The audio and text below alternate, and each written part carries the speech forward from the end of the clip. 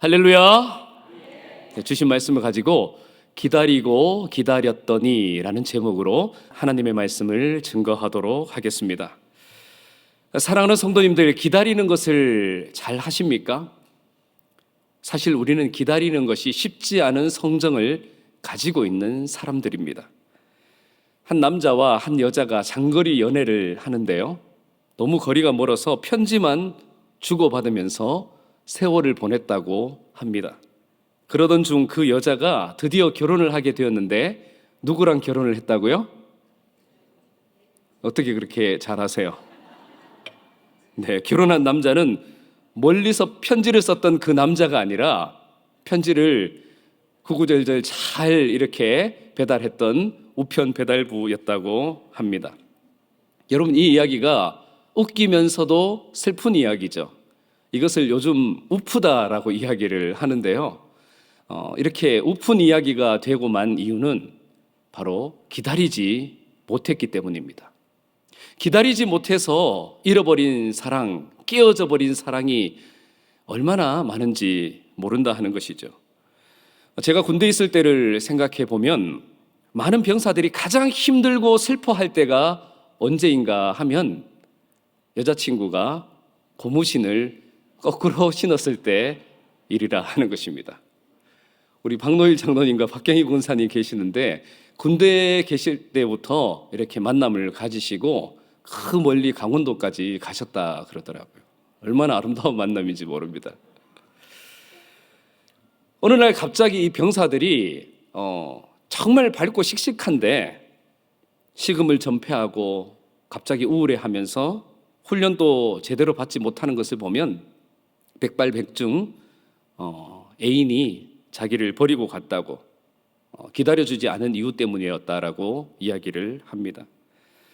여러분, 우리가 얼마나 기다림에 약한 존재인지 알아야만 합니다.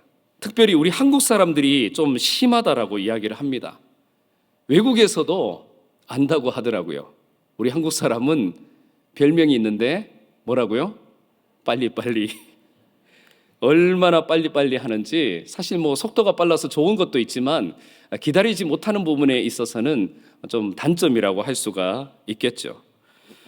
제가 스페인어를 잘 하지 못하지만 예전에 교회 공사를 하는데 어떤 집사님께서 이 공사를 지도하면서 이 스페인 인부들을 데리고 계속 안달래 하면서 재촉을 하는 것입니다. 그래서 제가 스페인어를 모르지만 이 말은 빨리빨리를 말하는 거다, 그렇게 제가 알 수가 있었습니다. 그런데 여러분, 신앙은 빨리빨리가 아니라는 사실을 우리는 기억을 해야 됩니다. 기다림이 필요하다 하는 것이죠. 성령께서도 기다림이 필요하다는 것을 알려주셨습니다. 예수님은 부활하신 후에 제자들에게 나타나 명령을 하셨는데요, 사도행전 1장 4절을 보면 예루살렘을 떠나지 말고 내게서 들은 바 아버지께서 약속하신 것을 기다리라, 이렇게 말씀을 하셨습니다. 기다리는 자만이 하나님의 약속을 받는다 하는 것이죠. 그래서 제자들은 예수님의 말씀을 기억하며 마가의 다락방에 모여서 주께서 약속하신 것을 기다리고 기다렸습니다. 그렇게 한 열흘 기다렸나요? 뜨겁게 기도하며 은혜를 사모했는데요, 그 기다림 끝에 오순절날 이 성령의 역사가 모든 사람들에게 임했다 하는 것입니다. 오늘 이 금요 성령 집회의 시간도 동일하게 될 줄로 믿습니다. 기다리고 기도할 때 놀라운 은혜의 역사가 나타난다 하는 것이죠. 하나님의 은혜를 받고 하나님의 응답을 받고 성령의 불을 받는 시간이 된다 하는 것입니다. 하나님은 우리의 기다림이 헛되게 끝나지 않게 하는 분이시기 때문이죠. 오늘 말씀은 시편의 기자 다윗이 기다리고 기다렸다, 이렇게 말을 반복을 합니다. 히브리어 성경은 이 강조법이 따로 없기 때문에 두 번 반복을 한다 그러면 굉장히 강조하는 말, 또 굉장히 절실한 말이라고 보시면 됩니다. 그렇게 절실한 심정으로 기다리고 기다렸다 하는 것을 알 수가 있다 하는 것이죠. 성격이 급한 다윗, 전쟁이라고 하면 불사 않고 그렇게 뛰어들어가는 다윗이 기다리고 기다렸다는 것은 참 놀랄 만한 일이었다 하는 것이죠. 왜 기다렸을까요? 바로 기다리는 대상이 누구이신지를 확실하게 알았기 때문입니다. 우리 민수기 23장 19절 말씀을 함께 받으면 좋겠는데요. 함께 받습니다. 하나님은 사람이 아니시니 거짓말을 하지 않으시고 인생이 아니시니 후회가 없으시도다. 어찌 그 말씀하신 바를 행하지 않으시며 하신 말씀을 실행하지 않으시랴. 아멘. 다윗은 자기가 믿는 하나님이 어떤 분이신지 알았기 때문에 충분히 기다릴 수 있었다 하는 것입니다. 사랑하는 성도님들, 하나님은 변치 않는 분이심을 믿을 수 있기를 소망합니다. 신실하신 하나님이 바로 우리 하나님이라 하는 것이죠. 사람들은 거짓말을 합니다. 때때로 약속을 지키지 못합니다. 마음은 원이로 돼 육신이 연약하여서 약속을 이행하지 못하는 경우들도 허다합니다. 병약하여서 움직일 수가 없는데 어떻게 약속을 지킬 수 있겠습니까? 그러나 우리 하나님은 병약하실 분도 아니고 사고가 나서 멈춰서 계실 분도 아니시라 하는 것이죠. 전능하신 하나님이 우리 하나님이 되시기에 우리는 그 하나님을 끝까지 믿을 수 있고 끝까지 따를 수 있다 하는 사실을 굳게 믿을 수 있기를 축복합니다.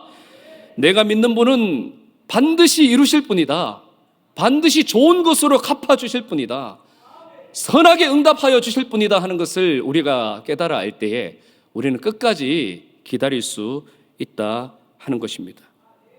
그런데 여기에서 중요한 것이 있습니다. 우리가 기다리는 동안 하나님은 아무 일도 하지 않고 계시는 것이 아니라 하는 것이죠.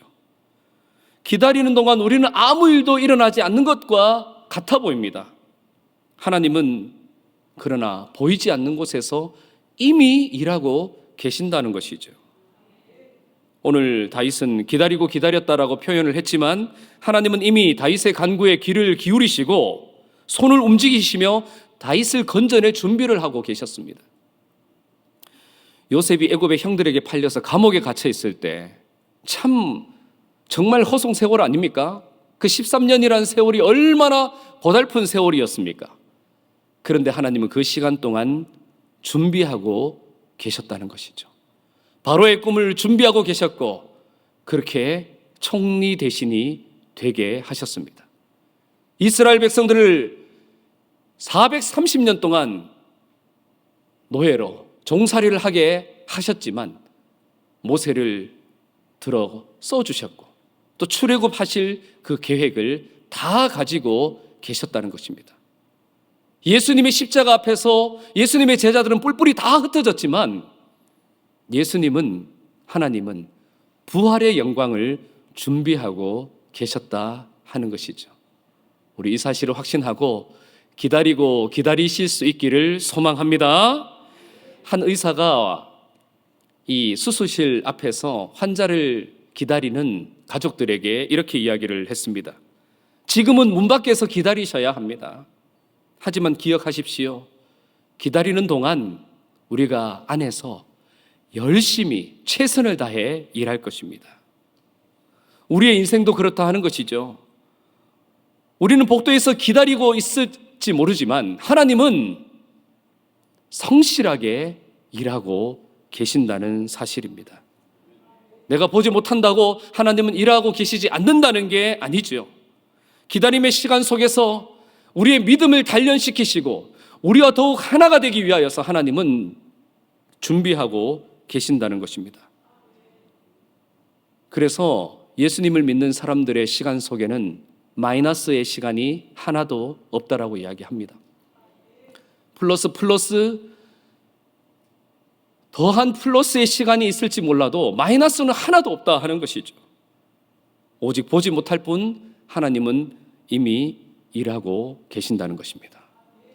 그래서 오늘 말씀을 통한 첫 번째 은혜는요, 하나님은 우리를 수렁에서 끌어올려 주신다 하는 것입니다. 오늘 1절 하반절 말씀에 귀를 기울이사 나의 부르짖음을 들으셨도다 말씀을 하고 있고요. 2절 말씀 우리 다 같이 받겠습니다. 나를 기가 막힐 웅덩이와 수렁에서 끌어올리시고 내 발을 반석 위에 두사 내 걸음을 견고하게 하셨도다. 아멘. 이 말씀은 우리 하나님은 귀로 듣기만 하는 분이 아니라 우리를 고통 가운데 그냥 버려두시는 분이 아니라 건져주시는 하나님이라 하는 것을 분명히 말하고 있다 하는 것이죠. 팔레스타인 지역의 웅덩이는요, 굉장히 깊게 판다고 합니다. 그냥 작은 웅덩이가 아니에요. 그래서 요셉도 스스로 빠져나올 수가 없었던 것입니다. 아주 깊게 파는데요, 여기에 엎친 데 겹친 격으로 그 수렁 밑은 진흙처럼 이렇게 발이 쑥쑥 빠져들어간다고 합니다. 그래서 빠지게 되면 정말 좀처럼 나오기가 쉽지 않은 것이 그 지방의 웅덩이였다라고 이야기를 합니다. 그래서 기가 막힐 웅덩이라고 표현을 하고 있는 것이죠. 이 기라는 것은 기운을 말합니다. 기운이 다 빠질 정도로 그렇게 빠져들어가는 웅덩이. 제가 예전에 죽을 뻔한 기억이 있는데요, 저는 살아오면서 한 3번 정도 죽을 뻔한 기억이 있습니다. 그 중에 하나인데요, 어린 시절 강에서 수영을 할 때의 일입니다. 저는 또 산골에도 살았지만 강가에 산 시절도 있는데, 그때는 어떤 친구들과 내기를 했냐면 강을 누가 빨리 건너나 이런 내기를 했습니다. 그러니까 평소에 연습을 해야 돼요. 그러다 보니까 한 날은 좀 덥기도 하고 그래서 혼자 수영 연습을 하겠다고 한 11살쯤 되었는데 강을 건넌다고 하면서 수영을 했습니다. 그런데 수영을 하다 보니까 지치지 않습니까? 그래서 어느 순간 발을 디뎠는데 늪지대였던 것입니다. 발이 계속 깊게 빠져들어가는 것이죠. 발버둥을 치면 칠수록 더 깊게 빠져들어가는 것입니다. 아, 이렇게 죽는구나. 전 그렇게 생각을 했는데요, 갑자기 든 생각이 팔을 날개처럼 움직여보자. 그래서 팔을 이렇게 크게 움직이니까 발은 가만히 있고요, 그러니까 그 진흙에서, 그 늪에서 빠져나올 수 있게 되었습니다. 혹시 강에서 빠지게 되면 팔을 크게 이렇게 움직이시면 좋을 것 같습니다. 그렇게 빠져나왔다는 것이죠. 와, 그래서 이 기가 막힐 웅덩이가 어떤 것인가 저는 어느 정도 체험을 했습니다. 오늘 본문에서 말하고 있는 웅덩이가 바로 이러한 웅덩이였다 하는 것이죠. 내가 할 수 있는 것이 도저히 없는 자포자기의 상태에 이르게 하는 그런 웅덩이가 우리의 삶 가운데 있다 하는 것이죠. 이 세상 종교가 그러합니다. 내가 선행을 쌓아서 내가 고행을 하고 업보를 얻으면 어떻게 되겠지? 그런데 그래봤자 더 깊게 빠질 뿐입니다. 고행을 최고로 쌓은 사람이 내 죄가 산더미처럼 많아서, 그 불교에서 말하는 그 수미산이라는 게 있거든요. 가상의 산인데 가장 높은 산입니다. 그 수미산보다도 높아서 나는 지옥으로 들어간다, 그렇게 이야기를 했습니다. 발버둥 쳐봐야 더 깊이 빠진다는 것이죠. 그런데 다윗의 하나님은 그 수렁에서 건지시는 분이었다 하는 것입니다.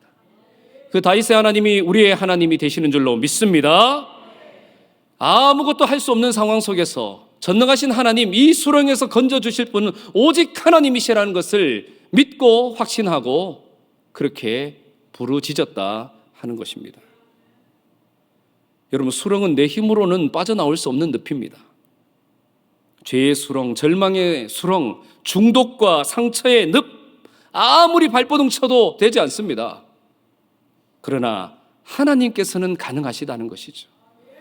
울부짖는 우리의 고통을 들으시고 손을 내미시고 그 수렁에서 끌어올려 주시는 분이라 하는 것입니다.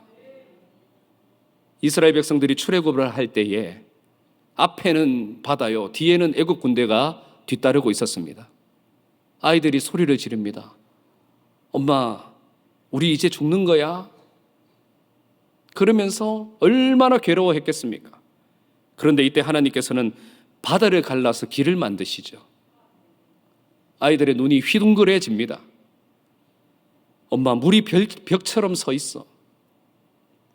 기가 막힐 웅덩이에서 길을 내시는 하나님을 경험하게 된 것입니다. 다니엘과 세 친구도 불길이 치솟는 풀무불 앞에서 왕이여, 우리가 섬기는 하나님이 계시다면 우리를 건져내실 것입니다.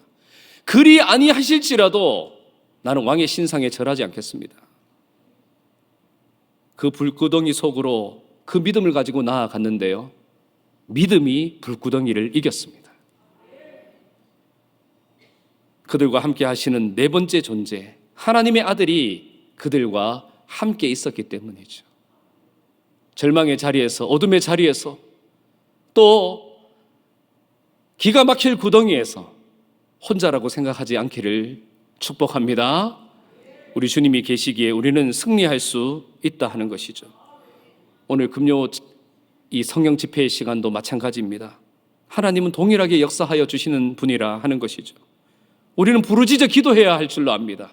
하나님, 나를 깊은 웅덩이에서 끌어올려 주시옵소서. 이 밤에 우리가 그렇게 기도할 때에 중독에서, 절망에서, 어둠의 세력에서 건져 올리시는 하나님을 경험하게 될 줄로 믿습니다. 그리고 수렁에서 끌어올려 주실 뿐만이 아니라 2절 하반절 말씀을 보면 나의 발을 반석 위에 두사 내 걸음을 견고하게 하셨도다라고 말씀을 합니다.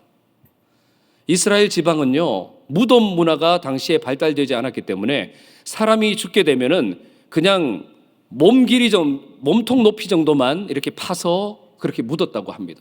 그리고 흙을 덮고 거기에다가 회치를 했다는 것이죠. 여기 사람 시체가 있다. 그런데 모래바람이 불어오면 어떻게 되죠? 그 회치랑 흔적이 다 사라지게 되는 것입니다. 그러니까 길을 걸어가는 것도 용이하지 않았다라고 이야기를 해요. 그러니까 여기저기 시체가 널려 있는 것입니다. 그런데 하나님은 그 가운데서 반석을 내시는 하나님이시라 하는 것을 고백하고 있는 것입니다. 실제로 우리 인생길이 그러지 않습니까? 한 걸음 한 걸음 내딛는 것이 불안함이고 캄캄한 밤길을 걷는 것과 같고 앞에는 바다, 뒤에는 애굽 군대, 이러한 때가 얼마나 많은지 모릅니다.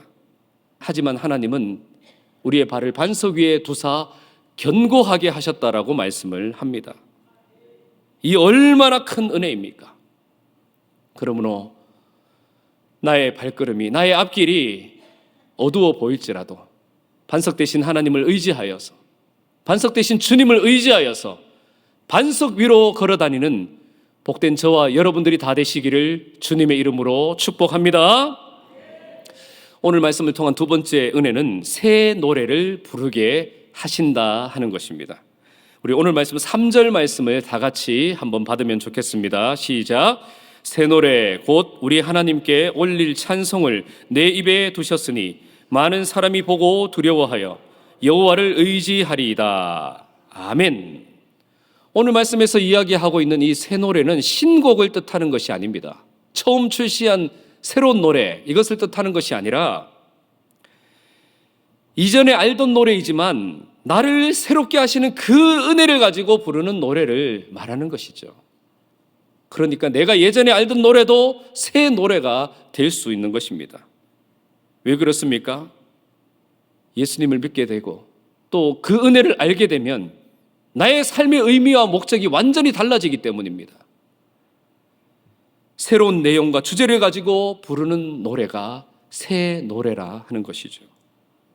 나의 삶의 내용, 나의 삶의 목표, 내 삶의 이유, 내 삶의 가치가 달라지게 되면 그때 부르는 노래는 모든 노래가 새 노래가 될 줄로 믿습니다. 예레미야 애가 3장 22절 23절은 이렇게 말씀합니다. 우리 다 같이 한번 받겠습니다. 여호와의 인자와 긍휼이 무궁하심으로 우리가 진멸되지 아니함이니이다. 이것들이 아침마다 새로우니 주의 성실하심이 크시도소이다. 아멘. 아침마다 나를 새롭게 하시는 하나님의 은혜를 찬양할 수 있기를 소망합니다. 그리고 우리가 새 노래를 부를 때 사람들의 반응이 등장을 하는데요, 오늘 3절 하반절 말씀에 많은 사람이 보고 두려워하며 여호와를 의지하리로다 이렇게 말씀을 합니다. 하나님이 역사하시면, 하나님이 일하시면 한 사람의 삶만 바뀌는 것이 아니라 그 주위의 여러 사람의 삶이 바뀌게 한다 하는 것입니다. 다윗에게 일어난 일을 본 사람들은, 다윗의 노래를 들은 사람들은요, 그들도 하나님이 어떤 분이신지를 알고 하나님께로 길을 돌이켰다 하는 것입니다. 사도 바울도요, 사도행전 24장에 보면 가이사랴 법정에 섰을 때 더둘러가 바울을 보고 이렇게 말합니다. 이 사람은 전염병 같은 사람이라. 우리는 이런 소리를 들을 수 있어야 할 줄로 믿습니다. 나 하나 때문에, 우리 때문에 주의가 막 변하게 되고 하나님 나라가 확장되고 그러한 역사가 나타나야 한다는 것이죠. 사도행전 16장을 보면 바울과 실라가 전도하다가 감옥에 갇히게 됩니다. 얼마나 매를 맞았는지 온몸이 상처투성입니다. 깊은 감옥, 차가운 돌바닥, 쇠사슬. 그런데 그들은 한밤중에 찬송을 불렀습니다. 그곳에서 할렐루야, 내 영혼이 주님을 찬양하네. 그 찬송은 감옥 구석구석을 울려 퍼지게 했다는 것이죠. 온 간수들이 듣고 온 죄수들이 들었습니다. 그리고 지진이 일어나 옥문이 열리고 하나님의 역사 앞에 두려워 떠는 자들의 모습을 볼 수 있었다는 것이죠. 그 가운데 간수가 예수 그리스도를 영접하고 온 가족이 세례를 받고 구원 얻는 역사가 나타났다 하는 것입니다. 이것이 바로 새 노래의 역사라 하는 것이죠. 우리가 새 노래를 부를 때 많은 사람이 두려워 떨면서 여호와를 의지하게 되는 역사가 나타나게 될 줄로 믿습니다. 오늘 이 금요 성령 집회를 마치고 돌아갈 때에 여러분의 입술에는 새 노래가 가득하게 될 줄 믿습니다. 눈물의 노래는 감사의 노래로 바뀌어져 있을 것이고요. 절망의 한숨은 소망의 찬양으로 바뀌어져 있을 것입니다. 낙심의 노래는 부흥의 노래로 바뀌어져 있을 줄로 믿습니다. 오늘 4절 말씀에 보면 여호와를 의지하고 교만한 자와 거짓에 치우치는 자를 돌아보지 아니하는 자는 복이 있도다. 이 말은 유혹에 넘어가지 않는 자, 이러한 일에 관심 두지 않는 자들은 복이 있다 하는 것입니다. 우리 인생길에 얼마나 수많은 유혹들이 있습니까? 정말 우리를 넘어뜨리려고 하는 그런 일들이 참 많지요. 그러나 그런 일에 치우치지 말고 여호와를 의지하라 하는 것입니다. 미국에 현존하는 유명한 노방 전도자 레이 컴폴트라는 사람은 이렇게 말했습니다. 레이 컴폴트라는 사람의 말 한번 띄워주시죠. 하나님께서 우리에게 약속하신 것은 안전한 착륙이지 편안한 비행이 아니다. 정말 그렇지 않습니까? 동영상도 이렇게 찍어서 많이 전도 활동을 하시던데요. 이분이 이런 말을 남겼다는 것입니다. 비행기를 타고 가다 보면 터뷸런스라고 해서 항공 난류를 만날 때가 있습니다. 비행기 기장이 아무리 훌륭하고 30년, 35년 경력을 가지고 있을지라도 이 터뷸런스를 만나게 되어 있습니다. 그 위치를 지나가면 누구나 어쩔 수 없이 만나게 되어 있다 하는 것이죠.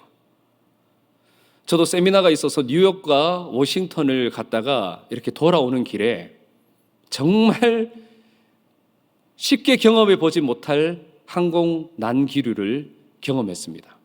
비행기가 막 왔다 갔다 엄청 이렇게 막 흔들리더라고요. 구토를 하는 사람들도 굉장히 많았습니다. 그런데 1시간쯤 지나니까요, 모두 안전하게 공항에 착륙하게 되었고 모두 기립박수를 했던 일이 있었습니다. 오늘 우리의 삶이 그러하다는 것이죠. 어떤 어려움이 있을지라도 우리 이 비행의 기장 되시는 하나님께서 우리를 안전한 곳으로 인도해 주실 줄로 믿습니다. 그래서 오늘 말씀을 통한 마지막 은혜는 나에게 행하신 은혜를 기억하게 하신다 하는 것입니다. 우리 5절 말씀을 다 같이 마지막으로 받으면 좋겠습니다. 시작. 여호와 나의 하나님이여, 주께서 행하신 기적이 많고 우리를 향하신 주의 생각도 많아 누구도 주와 견줄 수가 없나이다. 내가 널리 알려 말하고자 하나 너무 많아 그 수를 셀 수도 없나이다. 아멘. 다윗은 하나님께서 내 안에 행하신 일들을 바라보고 생각할 때에 신이 나서 어쩔 줄을 몰라 한 것입니다. 이 경험이 다윗에게는 큰 기쁨이 되었다 하는 것이죠. 그 일만 생각하면 기뻐서 널리 알리고 싶은데 그 수가 많아서 셀 수도 없다라고 이야기를 합니다. 자동차의 백미러의 역할은요, 뒤를 잘 보기 위함이 아니라 뒤를 보고 앞으로 잘 달려가기 위함이라고 합니다. 그러니까 오늘 우리도 과거에 행하셨던 하나님의 은혜를 돌이켜봐야 한다는 것이죠. 앞으로 잘 달려가기 위하여서. 오늘 우리가 이 은혜의 자리에 있게 될 줄 누가 상상이나 했겠습니까? 5년 전에 우리, 10년 전에 우리, 20년 전에 우리는 상상조차 하지 못할 일 아니었습니까?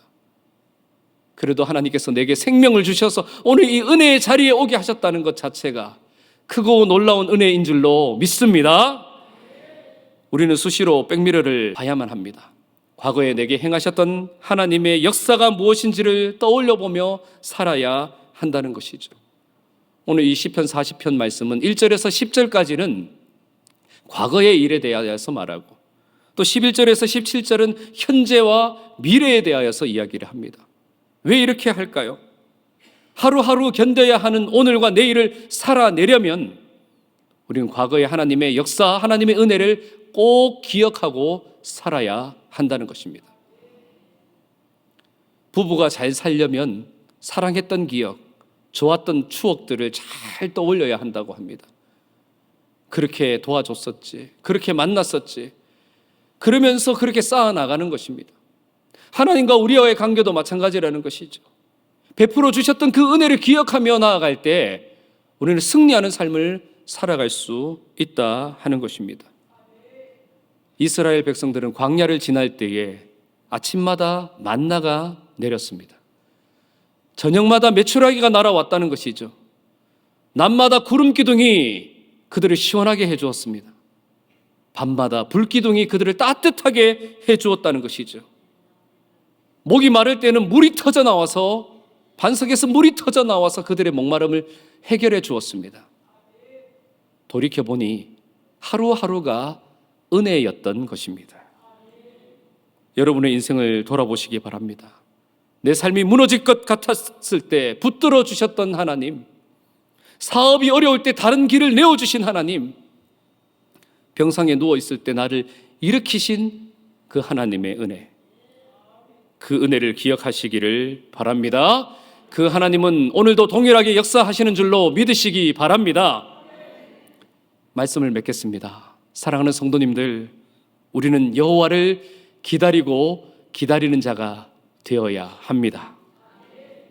왜냐하면 우리가 믿는 하나님은 우리를 깊은 웅덩이와 수렁에서 끌어내어 주시는 분이시기 때문입니다. 우리 하나님은 인자하시고 자비로우시며 신실하신 하나님이라 하는 것이죠.